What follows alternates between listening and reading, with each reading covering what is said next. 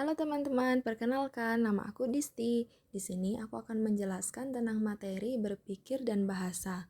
Jadi apa sih hubungan antara berpikir dan bahasa itu? Berpikir dan bahasa memiliki keterkaitan yang erat dalam kognisi manusia.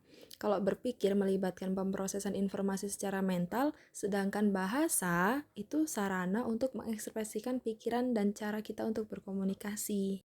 Dan untuk lebih jelasnya akan kita bahas satu persatu.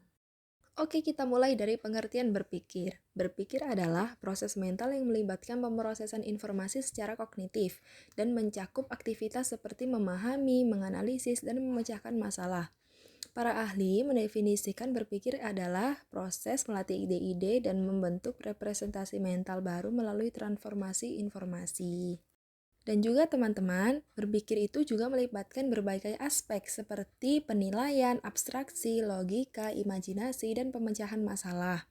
Dan ini melibatkan seluruh aktivitas pribadi manusia termasuk perasaan dan kehendak.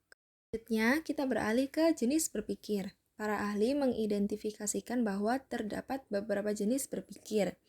Yang pertama ada berpikir alamiah, yaitu berdasarkan kebiasaan kita sehari-hari. Dan yang kedua ada berpikir ilmiah, yaitu mengikuti pola penalaran teratur. Yang ketiga ada berpikir autistik, yaitu melibatkan khayalan dan fantasi. Yang keempat ada berpikir realistik, yang terbagi menjadi tiga. Yang pertama deduktif, yaitu menarik kesimpulan dari umum ke khusus.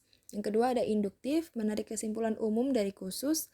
Dan yang ketiga ada evaluatif, yaitu menilai baik buruknya suatu gagasan. Dan sekarang kita lanjut ke pengertian bahasa. Bahasa itu apa sih?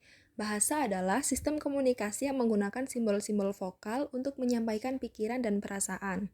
Para ahli seperti Harimurti Krida Laksana dan Goris Keraf mendefinisikan bahasa sebagai sistem bunyi bermakna yang digunakan untuk komunikasi antara anggota masyarakat. Dan bahasa ini teman-teman memungkinkan kita sebagai manusia untuk mengekspresikan ide, memahami dunia sekitar, dan mentransfer pengetahuan. Dan bahasa ini adalah alat yang membedakan manusia dari makhluk lain yang memungkinkan pemikiran abstrak. Bahasa memiliki beberapa karakteristik unik yang terdiri dari subsistem bunyi, morfologi, dan sintaksis.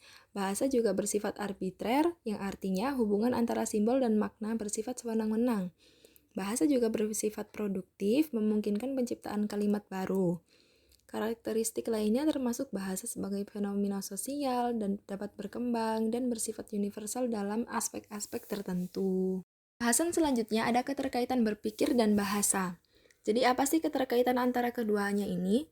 Berpikir dan bahasa memiliki hubungan yang erat dan kompleks. Bahasa sering dianggap sebagai cerminan pikiran yang memungkinkan kita untuk mengekspresikan ide dan emosi.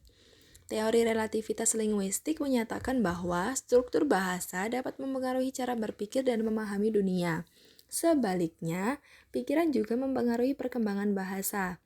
Dan interaksi antara keduanya ini saling bersifat dua arah, teman-teman, yaitu saling mempengaruhi dalam proses kognitif dan komunikasi.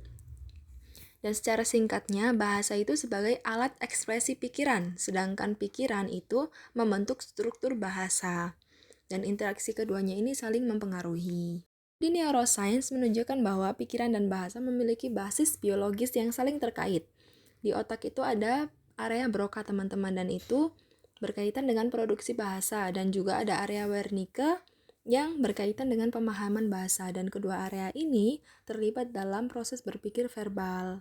Sekian dari pembahasan materi berpikir dan bahasa, dan juga kita bisa menarik kesimpulan bahwa berpikir dan bahasa memiliki hubungan yang kompleks dan saling mempengaruhi. Pemahaman tentang hubungan antara berpikir dan bahasa membuka wawasan tentang bagaimana manusia memproses informasi, berkomunikasi, dan memahami dunia sekitar. Dan ini menegaskan pentingnya pengembangan kemampuan berpikir dan berbahasa dalam konteks pendidikan dan kehidupan sehari-hari. Terima kasih.